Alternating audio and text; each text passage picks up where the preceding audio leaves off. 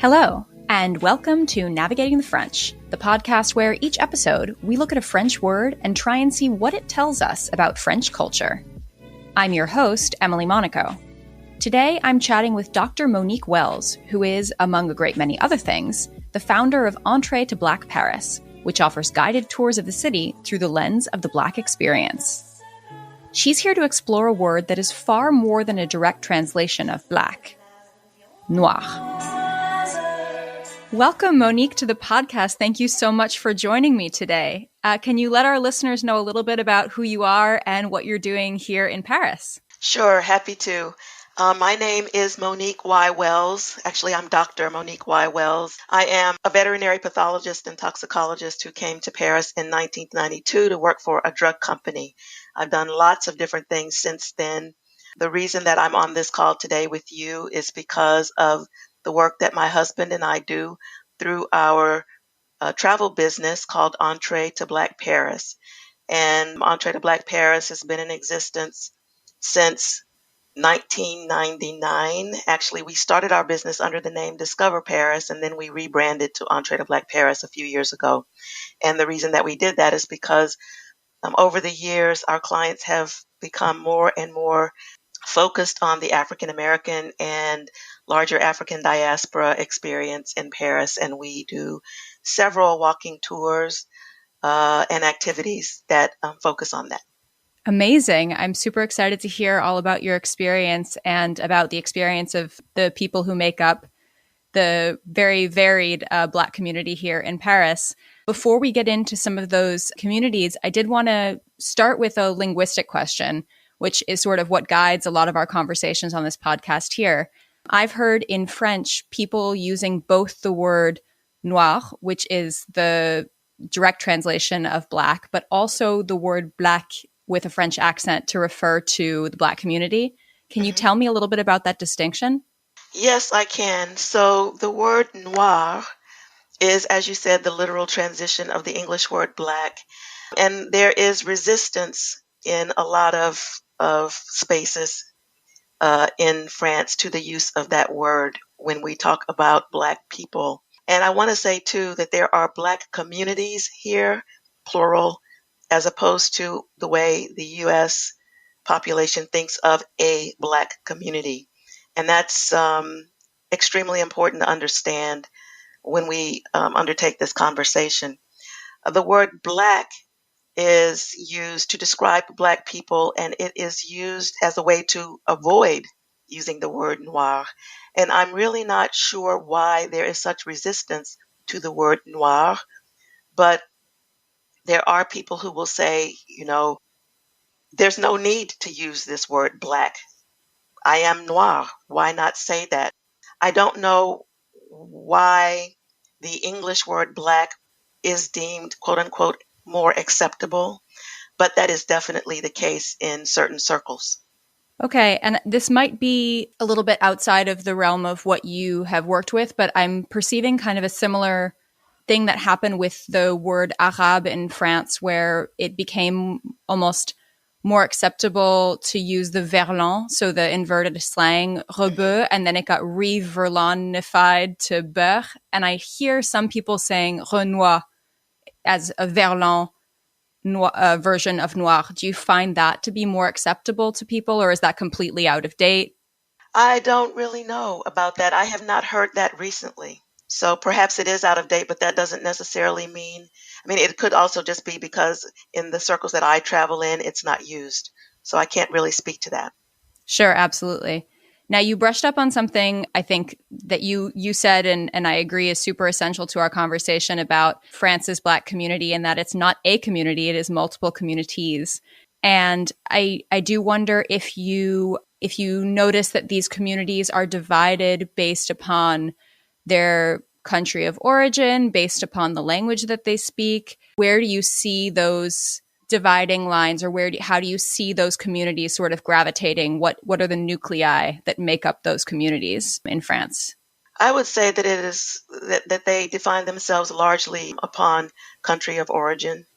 And we have to understand also that there are many, many, many, many Black people in France who were born here And so they are French. And yet the larger society may not necessarily want to consider them as such. There is a lot of resentment, is the word, when people approach a Black person, perhaps for the first time, or perhaps they've, just seen them in their environment many times, but now have an opportunity to engage with them. And they ask, "Where are you from?" As though they couldn't possibly be from France. Right. And I know that that's something that was that was highlighted pretty strongly in the news media, both in France and in the US, after in 2018, Trevor Noah, the US-based South African comedian, quipped on his show that Africa had won the World Cup for France, and a lot of Black and brown French players rejected this statement really overtly on Twitter and in the news media, and sort of saying, I'm French and I'm proud to be French, and roots are not at play here. There seems to be in France this emphasis on equality and the fact that everyone's a citizen first, and whatever else they are, be that, their background or their religion or whatever else you are, second. And so I'm wondering if there's something uniquely French about this desire to be perceived as French first, and then whatever your roots are, second. Well, that stems from immersion in the French system, which there's something called French universalism, which is exactly what you said, that you're supposed to be seen as a citizen, a French citizen, and any sort of dividing types of aspects about your person, so whether that be your race, whether that be your religion, etc., should be considered secondarily, should not be brought to the fore. That is something that if you have grown up in the French system, education system, that's what you're taught. That's what you're taught from the beginning. And so then if you accept that, and it's hard not to because that's all that you've ever been taught, then of course it will seem to be an affront when someone wants to put your race first. But that's the situation for people who have been born here and or come here very early and raised in this system. People who have immigrated here, it's a different story. And there's a lot of intermingling. So there are people who have immigrated here from an African nation and born children here. And so there's already a very big split between what the parents are going to believe and what the child is going to believe. That makes a lot of sense. And it actually kind of leads me to another question that I had regarding these different communities within France, which is, are there any big historical waves of mass migration that built the various contemporary French Black communities? Well, yes. And it's a very complicated story, as you might imagine. First, we have World War II, where France recruited from its African colonies at the time, North African colonies and Sub-Saharan African colonies. They drew upon the manpower, literally, from those spaces in Africa to come and fight on behalf of the French in the war. And then after the war was over, Europe was just devastated. There was a lot of rebuilding to be done. There were not a lot of French men to do that rebuilding, the actual physical rebuilding. And so they drew upon those colonies for manpower to rebuild France. And the African countries that were predominantly involved in that were Mali and Senegal. There were small numbers who were coming to begin with, and they grew over the course of the years. In 1974, and I should say too, that there were more North Africans called upon than there were Black Africans. In 1974, France closed its borders to immigration because things had, quote unquote, gotten out of hand. At the same time, so between 1945, the end of the war, and 1974, when the borders closed, there was also a long wave of quote unquote immigration of people from the French Caribbean to France. And that was actually orchestrated by the French government. And that started in the early 1960s and continued well into the 70s. So there were these waves. Does that answer your question? Yeah, it absolutely does. And I can imagine that given that these waves were coming in at different points in time, but also coming from different places around the world, we today can see different elements of different cultures, different cuisines, different religions that are going to be sort of among different communities, and I would assume in different parts of the country and maybe even different neighborhoods in Paris. Is that right? Well, so the question about neighborhoods in Paris is interesting. I don't know a lot about where the Black populations are or how they are dispersed around France. I do know that the vast majority of the Black people in France live in Paris or around Paris in the Île-de-France area. I imagine that there's another fairly large population in Marseille, but I don't know numbers. What I do know is that there's not a neighborhood, for example, where only French Antillean people live. And there's not a neighborhood where only people from Mali or only people from Senegal live. There is an area in the 18th arrondissement, which is called Chateau Rouge, the Chateau Rouge metro station. There is an area between the Barbès metro station and the Chateau Rouge metro station where there is a large African population actually living. Closer to Barbès, it's more North African, and closer to Chateau Rouge is more Black African, and there is a little bit of mixing in there.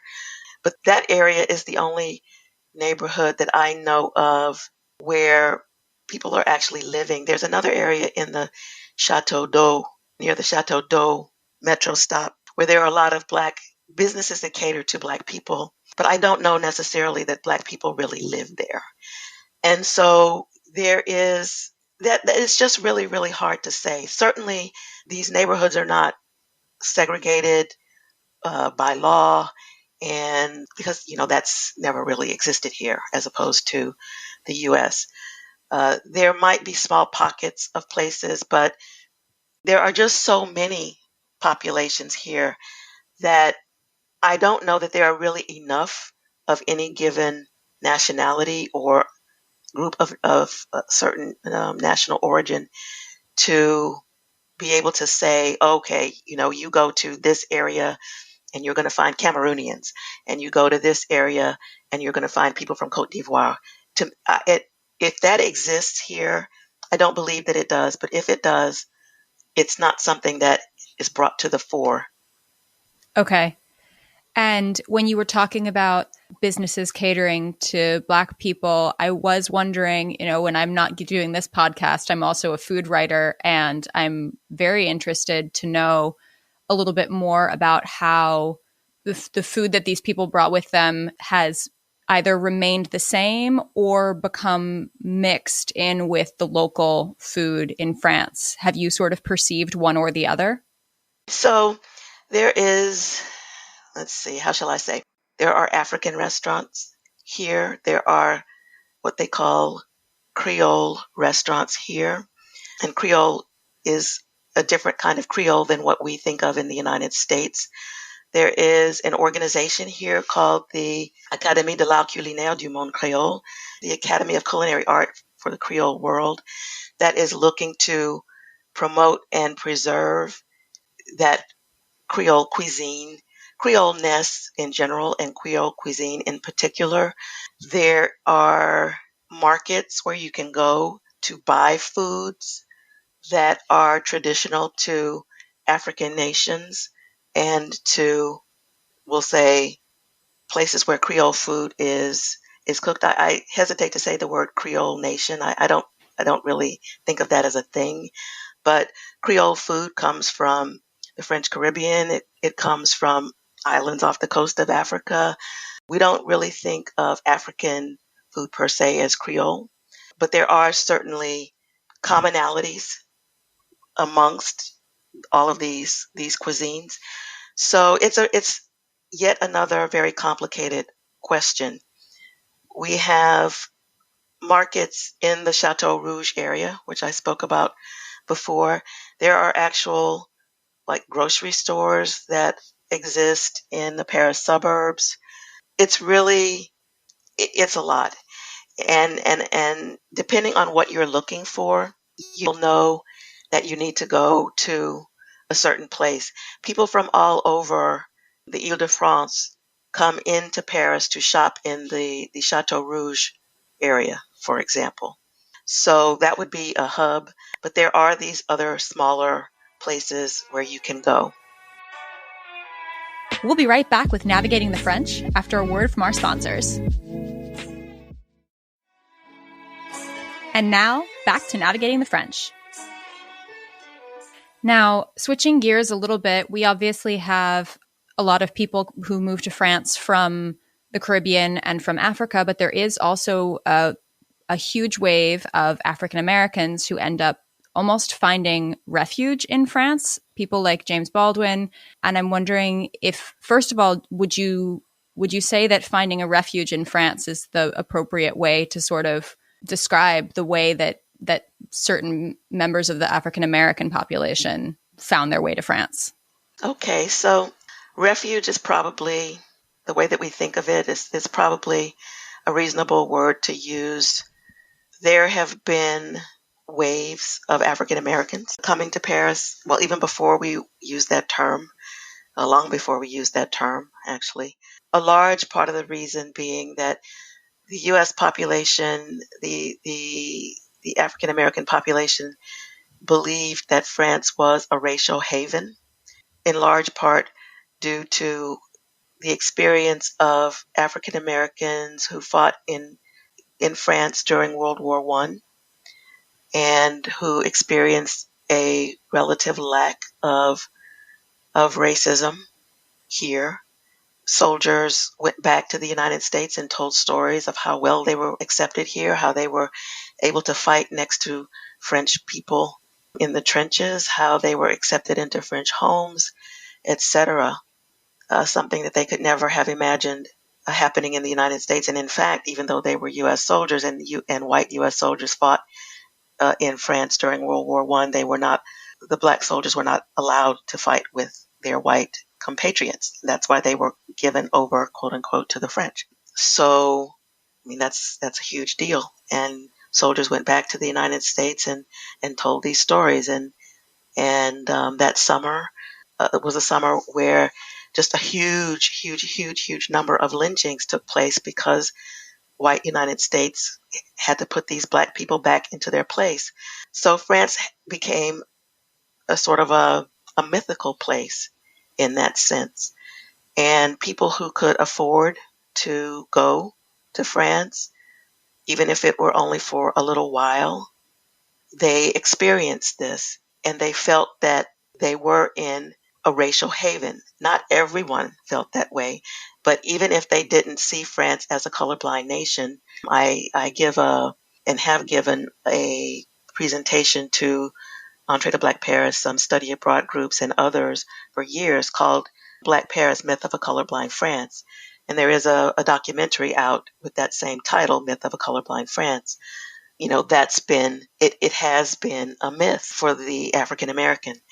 And there are people, James Baldwin, for example, who did not believe in that myth. He came here and he knew that he was experiencing something different and better than what he could have lived in the United States. But at the same time, he saw that France was not colorblind, and he even wrote about that. So it just depends on the individual. When we talk about writers, obviously they have a voice that is perhaps bigger than others because they are publishing work, and if their work is accepted and talked about in the press, etc., then those voices are heard more than the quote-unquote average person who is here. But I think it's a safe thing to say that regardless of France's shortcomings with regard to race, from the African American perspective, living here would be easier from a racial standpoint than living in the U.S. Okay, that's really fascinating and it's such a complex reality to know that on the one hand, these World War I soldiers that you were talking about were able to have, just this very basic form of decency of being allowed to fight alongside white French soldiers, and that contributing to the perpetuation of this myth that we have of France being colorblind. But obviously, we know back then and today, France is not as colorblind as anyone could pretend it would be. We had our own racial reckoning through time. I mean, specifically, I'm thinking about something very recent, which is Black Lives Matter movements that sort of concurrently with the Black Lives Matter movement happening in the US, a movement arose in France demanding justice for Adama Traoré. I'm wondering how much of that movement was inspired by or able to come about in France because of what was happening in the States. We've often in France and the US sort of responded, even from the French and American Revolution down to now, we sort of build upon each other's movements. But is it fair to draw that connection? Do you think that that movement was inspired by the US, or was that France's own racial reckoning that was independent of what was happening in America? I believe, and from everything that I've read and been able to understand, the death of Adama Traoré launched its own movement, and it started with his sister Asa, and she has been campaigning relentlessly since he died to bring the police officers who were responsible for his arrest and death to justice, and for the greater evaluation of police brutality based on the indiscriminate and, how shall I say, just much more frequent stopping and searching, etc., of Black and we would say Black and brown in the United States. I don't know that people of Muslim origin consider themselves to be brown here, but having said that, people who are of North African descent and people who are of Black African descent, they may be directly from Africa, or they may have been born here and be of descent. These people have a much greater chance of being stopped and harassed by police and suffering police brutality. And so Asa Traoré, is her movement to seek justice for her brother, for her family, extends quite naturally and necessarily to this nationwide issue. And when we look at that movement and we look at these sort of myths of a colorblind France that you were evoking in the beginning of the 20th century, do you feel like this movement is maybe finally revealing something that was always pervasive? Or do you feel as though racism has actually gotten worse in France since the early 20th century, or something else entirely? No, I think it's always been there. However, because the numbers of people, as we were talking about earlier, the numbers of people present on French soil has only grown rapidly since the 1970s. That's not so long ago. Mm-hmm. You know, the physical presence of large numbers of Black people here is relatively recent. And so when you couple that with the fact that there is this sort of, France does have blinders on because it truly believes that it believes in universalism, if I can say that. And because no statistics are being collected on race, creed, etc., it's extremely difficult to prove anything.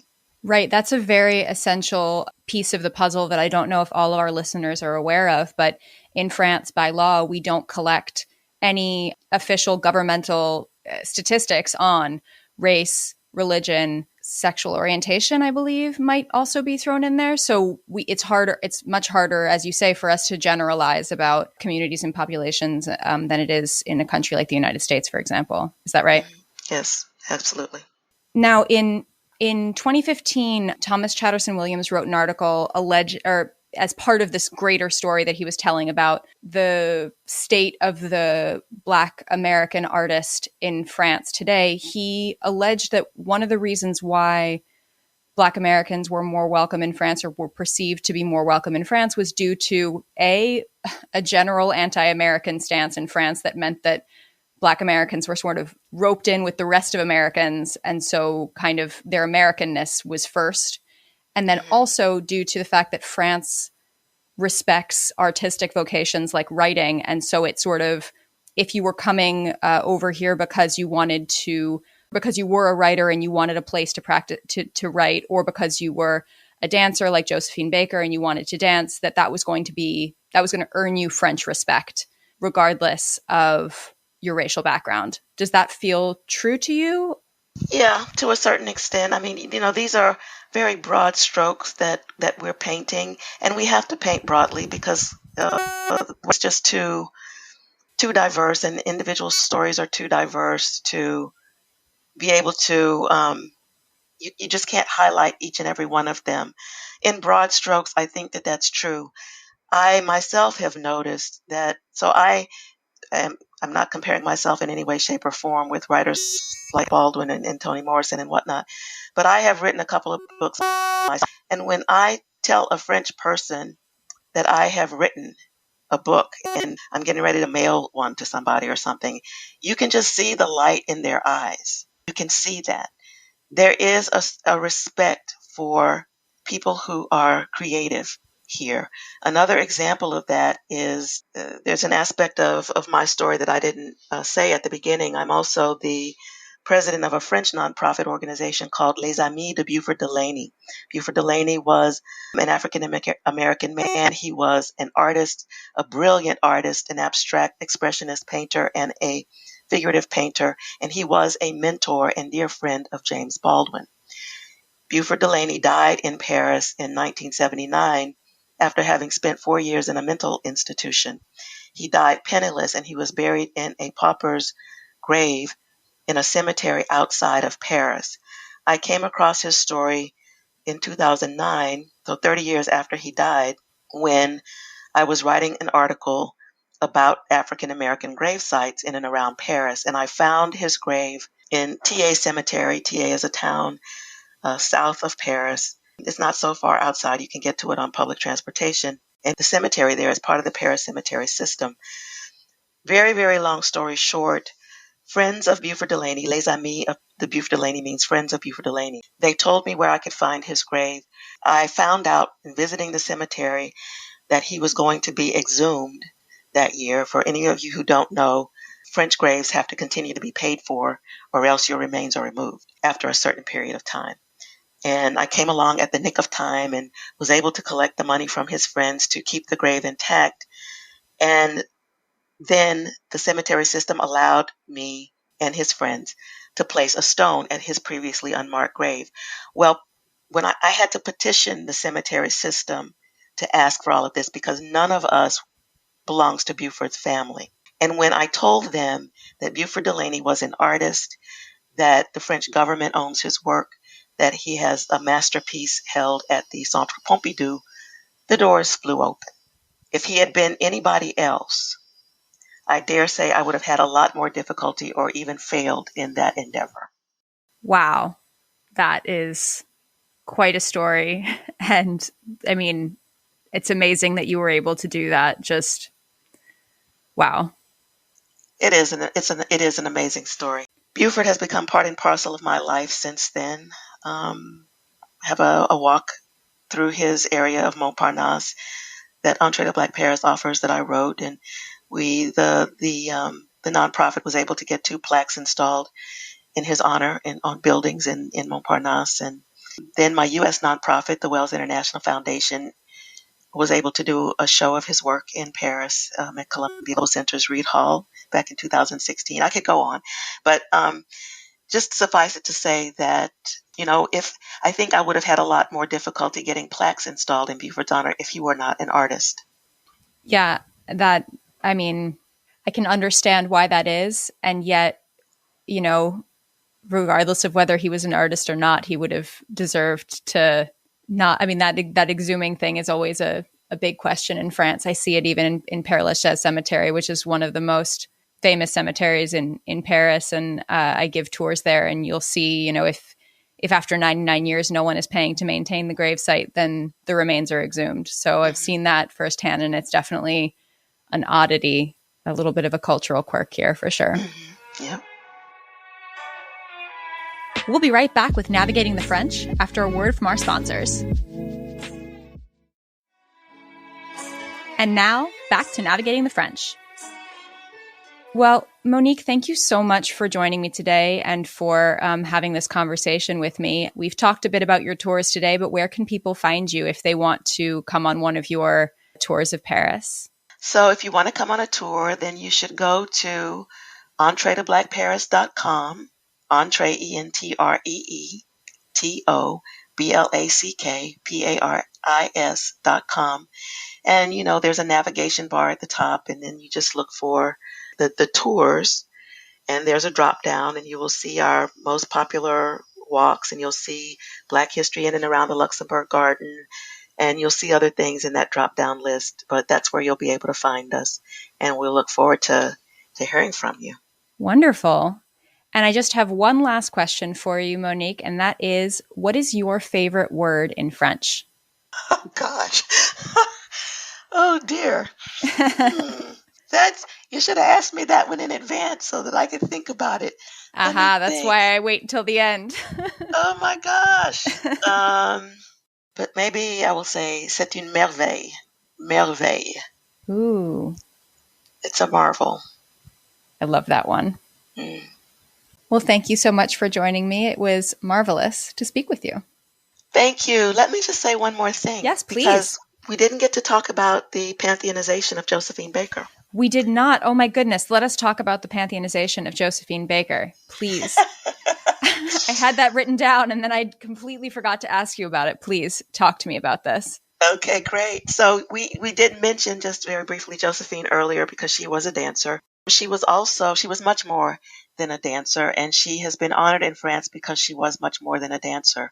There is a Place Josephine Baker in the 14th arrondissement that is in the shadow of the Montparnasse Tower. The theater where she gave her last comeback performance also sort of in the shadow of the Montparnasse Tower, the Bobino Theater in the 14th arrondissement. And the street sign at Place Josephine Baker acknowledges Josephine as a performer, but also as a sub-lieutenant in the Free French Forces and also as a philanthropist. She married several times. She married 2 French men. The first of those was a man named Jules Lyon. And when she married him in 1937, she became a French citizen. And at that time, you had to renounce your U.S. citizenship in order to take on another nationality. So she became French in 1937. Josephine served during the French Resistance. She served as a spy. She actually did join the Women's Auxiliary of the French Air Force. She did know how to fly a plane. She was given several medals for her service during World War II. One of those medals was actually handed to her by Charles de Gaulle himself. She is being honored at the Pantheon. She will have a cenotaph, which is an empty tomb, and a plaque installed in her honor at the Pantheon, and the ceremony will take place on November 30th of this year. Josephine is a persona just much, much, much, much larger than life. We do 2 walks, actually, on Josephine, one in Paris called the Black Pearl Walk, and another out in the Paris suburb called Le Vésinet, which is out the RERA line going toward Saint-Germain-en-Laye. And her life, you could spend your entire life studying the life of Josephine Baker. She was just absolutely incredible, definitely worth the pantheonization. And there are many people who are working to put together events around that. But the French government is the entity that decided, yes, Josephine will be honored at the Pantheon, and the Élysée Palace is organizing the ceremony. Okay. And she is becoming the 5th or the 6th woman to be pantheonized? The 6th woman, I believe. The 5th woman was Simone Weil, and she will be the first Black woman, and she will be the first American. Pretty amazing. Yeah. U.S. American, yes. Wow. And she also, I believe, when she was first dancing in Paris, started a bit of a trend among French women who wanted to look like her, wanted to dress like her. There were dolls that came out in her likeness, I think. Mm-hmm. Yes, all of that. So she really influenced so much. I mean, as you said, there you could talk about her for days because you have her artistic contributions, her resistance contributions. And do you think that the French consider her in this whole universalist idea that we were talking about earlier, and this fact that the French like to believe that they're universalists? Do you think that, given that she became French, do they consider her French, or do they still always consider her American? I think that they consider her both. And I think that, I don't even know how many French people actually know that she became French, honestly, because, just because of the way that she came over and the fact that she was so revered around the world. I'm not sure that they ever really understood that she actually renounced her French citizenship. I don't know that that's something that really plays into the French mind. I know that French people know that she became who she was because she was here. Right.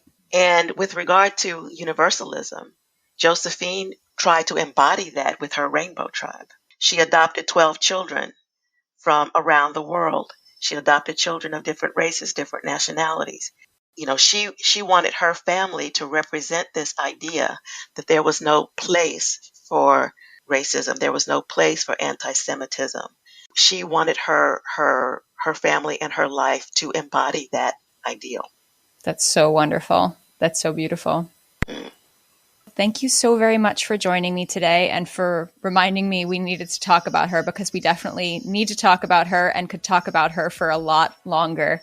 Yes. But for now, I just really appreciate you coming on to talk to me about these ideas, and I hope you have a really fantastic rest of your day.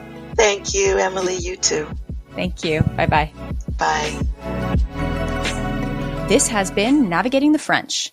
You can find more from me, Emily Monaco, at Emily_in_France on Twitter and Instagram. This podcast is produced by Paris Underground Radio. To listen to other episodes of this podcast or to discover more podcasts like it, please visit parisundergroundradio.com. Thanks for listening, and à bientôt.